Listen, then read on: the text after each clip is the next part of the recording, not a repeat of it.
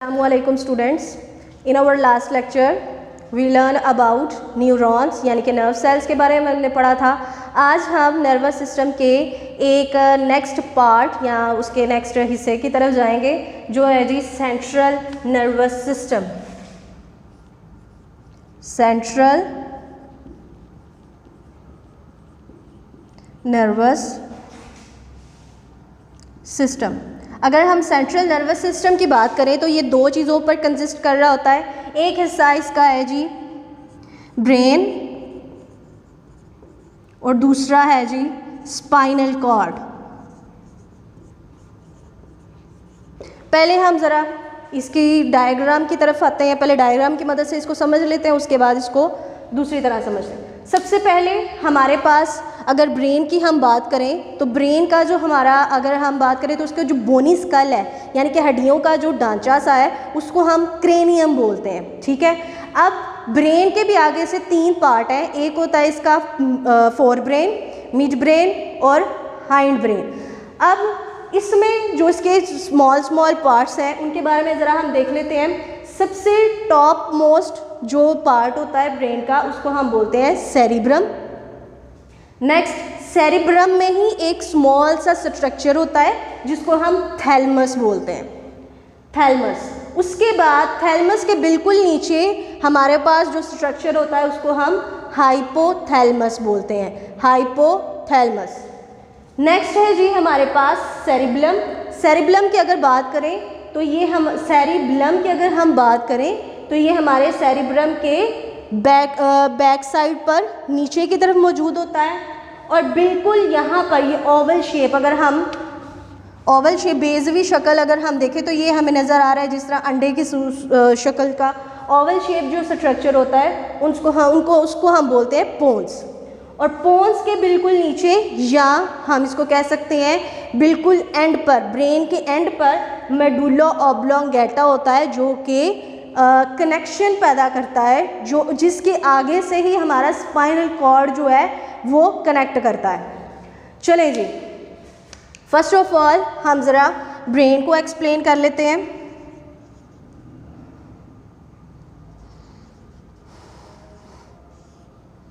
अगर हम ब्रेन की बात करें तो हम सबसे पहले जिस हिस्से की बात करेंगे वो है हमारा फोर ब्रेन। फोर ब्रेन जो है हमारे ब्रेन का लार्जेस्ट पार्ट है यानी कि सबसे बड़ा हिस्सा है। अगर इसके हिस्से की बात की जाए फोर ब्रेन तो ये भी इसके भी आगे से तीन हिस्से हैं जो कि हैं cerebrum, thalamus and hypothalamus. Cerebrum, इनके नाम आप लोगों ने अच्छे से याद करने हैं, कोई भी मिस्टेक इनमें नहीं करनी। Cerebrum, thalamus, hypothalamus. Fore brain अगर इसके पार्ट्स की बात करें, सेरिब्रम, सबसे पहले सेरिब्रम की बात कर लेते हैं। सेरिब्रम जो है इसका टॉप मोस्ट रीजन है फोर ब्रेन का और ये सबसे लार्जेस्ट पार्ट बनाता है। अगर हम इसकी डायग्राम में भी देखें तो ये पूरे का पूरा यहाँ से लेके यहाँ तक लार्जेस्ट जो पार्ट है वो सेरिब्रम ही बना रहा है। ठीक है। और अगर सेरिब्रम के फंक्शन की बात करें तो ये कौन कौन से फंक्शन परफॉर्म करता है? ये हमारे थिंकिंग प्रोसेस को कंट्रोल करता है, देखने के अमल को, सुनने के अमल को, हमारी इमोशंस को, हमारी मेमोरी को ये कंट्रोल करता है। इसके बाद हमारे पास आ जाता है थैलमस। अगर हम थैलमस की बात करें तो मैंने आपको पहले भी बताया है कि सेरिब्रम में एक छोटा सा स्ट्रक्चर होता है, ठीक है, थैलमस। और वो क्या, अगर इसके फंक्शंस की बात करें तो ये हमारे सेंसरी फंक्शन, जितने भी सेंस से रिलेटेड जो फंक्शन है उनको ये कंट्रोल करता है। अब फोर ब्रेन का जो लास्ट पार्ट है हमारा वो है जी हाइपोथैलमस।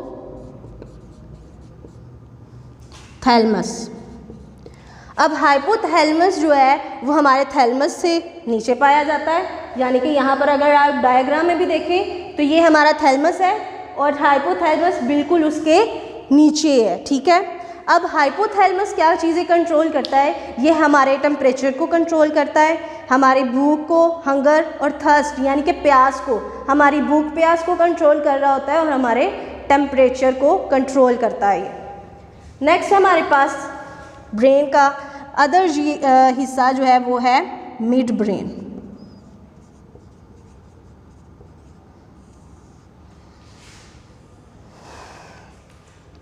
अगर मिड ब्रेन की बात की जाए तो मिड ब्रेन जो है हमारा सेरिब्रम के बिल्कुल नीचे पाया जाता है। और अगर इसके फंक्शन की हम बात करें तो ये इंफॉर्मेशंस हमारे सेंसरी ऑर्गन से सेंसरी ऑर्गन से हमारे फोर ब्रेन के मखसूस हिस्सों तक पहुंचाता है। यानी कि हमारा जो फोर ब्रेन है वहाँ तक ये सेंसरी ऑर्गन्स के जो इंफॉर्मेशंस है उसके मखसूस हिस्सों तक पहुंचाता है। इसका यही मेन एक काम है।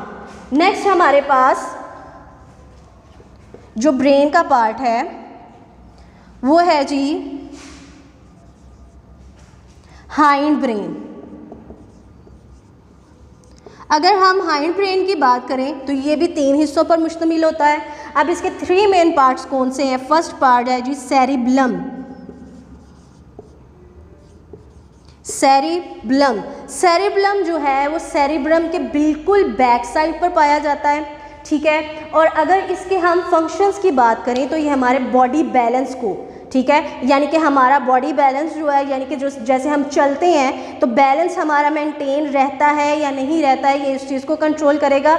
इसके साथ साथ ये हमारी मूवमेंट्स को भी कंट्रोल करता है, यानी कि हम जो चल रहे हैं, हमारी जो मूवमेंट्स हैं, या अगर हम किसी चीज़ को पकड़ रहे हैं उसमें हमारी मूवमेंट्स, ये तमाम मूवमेंट्स को कोशिश करता है कि वो बिल्कुल सही हो, एक्यूरेट हो, ठीक है। यानी कि ये हमारे बॉडी बैलेंस को कंट्रोल करेगा कि हमारा बॉडी बैलेंस बिल्कुल मेंटेन रहे, किसी किस्म का उसमें खराब ना हो। दूसरा ये क्या कंट्रोल करता है, ये हमारे जो है एक्यूरेट मूवमेंट्स को भी परफॉर्म करता है। नेक्स्ट हमारे पास आ जाती हैं जी पोन्स। पोन्स जो है वो ओवल शेप का हमारे पास इसका एक पार्ट है, ये वाला पार्ट पोन्स, ठीक है। अब ये किन चीज़ों को अगर हम कहें कि किन चीज़ों को कंट्रोल करता है तो ये हमारी स्लीपिंग को कंट्रोल करता है, स्वेलोइंग को कंट्रोल करता है और हमारे टेस्ट को कंट्रोल करता है। स्वेलोइंग यानी कि निगलना, यानी कि जब सोने को कंट्रोल करेगा ये, उसके अलावा निगलने को कंट्रोल करेगा, और जायके को, यानी कि जायका कैसा है ये उसको कंट्रोल करेगा। थर्ड पार्ट है जी हमारे पास मेडुला ऑब्लोंगेटा।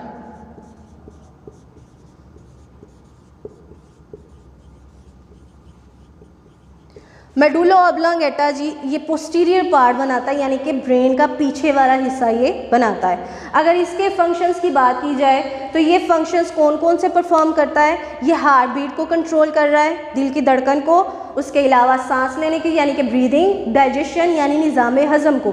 अगर इसके फंक्शंस की बात करें हम, यानी कि हार्ट बीट को कंट्रोल कर रहा है, ब्रीदिंग को कंट्रोल कर रहा है, डाइजेशन को कंट्रोल कर रहा है, तो ये सारे के सारे काम वो हैं जो हम सोने के बाद भी कर रहे होते हैं। ऐसा ही है, जब रात को अगर हम सो रहे हैं या किसी भी टाइम पे अगर हम सो रहे हैं तो सांस लेने का अमल चल रहा होता है, ठीक है, हार्ट बीट हमारी चल रही होती है, डाइजेशन जो भी किसी भी किस्म की अगर हमने खुराक खाई है तो वो भी डाइजेशन का अमल जारी रहता है। मीन्स इससे हम यही नतीजा हासिल करते हैं कि जब हम सो रहे होते हैं तो ये एक पार्ट है हमारे ब्रेन का जो कि सोता नहीं है, यानी कि ये मेडुला ऑब्लोंगेटा हमारे ब्रेन का वो पार्ट है जो कि कभी भी सोता नहीं है। इसी वजह से तो हम देखते हैं कि हमारी हार्ट बीट चल रही होती है, हम सांस ले रहे होते हैं, डाइजेशन का अमल भी चल रहा होता है। इसका मतलब यही हुआ कि ब्रेन के अगर बाकी हिस्से सो भी जाएं, लेकिन ये हमारा मेडुला ऑब्लोंगेटा इतना इम्पॉर्टेंट पार्ट है, ये कभी भी सोता नहीं है। इसके बाद हम सेंट्रल नर्वस सिस्टम के दूसरे पार्ट को हम समझेंगे ज़रा, स्पाइनल कॉर्ड।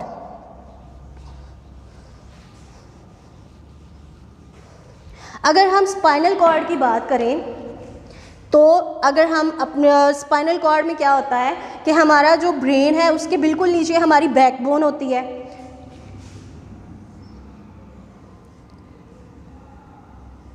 सीम्स लाइक, ठीक है, ये हमारी हो गई बैकबोन।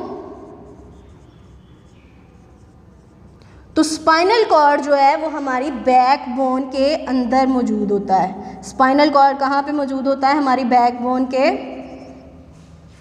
अंदर मौजूद होता है। अगर इसके कलर की बात की जाए तो ये साइडों पे जो है वो हल्का होता है कलर इसका, और दरमियान से यानी कि ये बहुत ज़्यादा इसका गहरा कलर होता है।